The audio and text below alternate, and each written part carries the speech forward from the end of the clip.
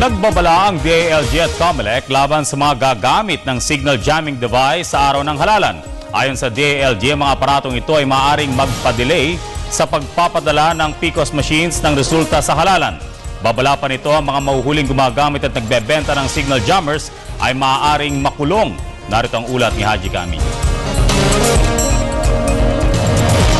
Sa unang tingin, aakalain mong isang ordinaryong gadget lamang ito na ginagamit sa cellphone o sa internet connection. Pero ang hindi mo alam, posibleng ito na ang manggugulo sa darating na halalan at sisira sa kinabayan. Ito ang tinatawag na signal jammers. Mabibili sa murang halaga, ngunit matindi ang parusang naghihintay para sa mga mahuhuling gumagamit o mayroon ng gadget na ito. At dahil halos 2 linggo na lamang at mag-e-eleksyon na, nagbabala na ang Department of Interior and Local Government at ang Commission on Elections sa publiko na bantayan ang pagsulpot ng signal jammer, lalong-lalo na sa araw mismo ng eleksyon. Since our automated election will depend much on the transmission of results, for purposes of credibility ng eleksyon, kailangan mabantayan natin itong existence ng mga ito. Kasi kung ma-jam po nila ang transmission, hindi ho namin sinasabi na hindi natin makukuha ang resulta, pero madedelay. Sa sandaling mahulihan nito ang sinumang individual sa darating na araw ng midterm elections, lalong-lalo na sa mga voting centers, 8 hanggang 12 taong pagkakakulong ang magiging parusa.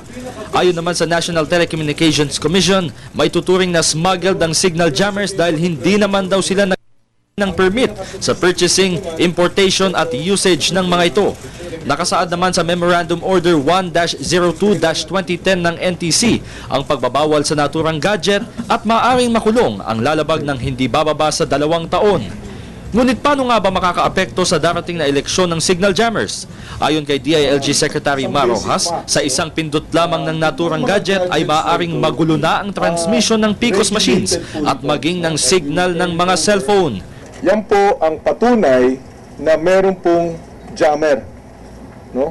Bago ho kami pumasok dito ni Chairman Brillantes, ni Commissioner Cordoba, ay inon ho namin yung isang gadget, no? Tulad ng nakikita natin dito.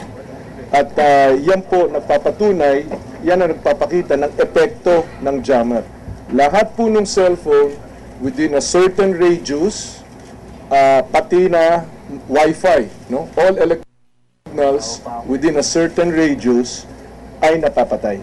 Dahil dito makikipagtulungan na ang DILG sa Philippine National Police at NTC upang magsagawa ng operasyon upang masamsam ang mga nasabing gadget.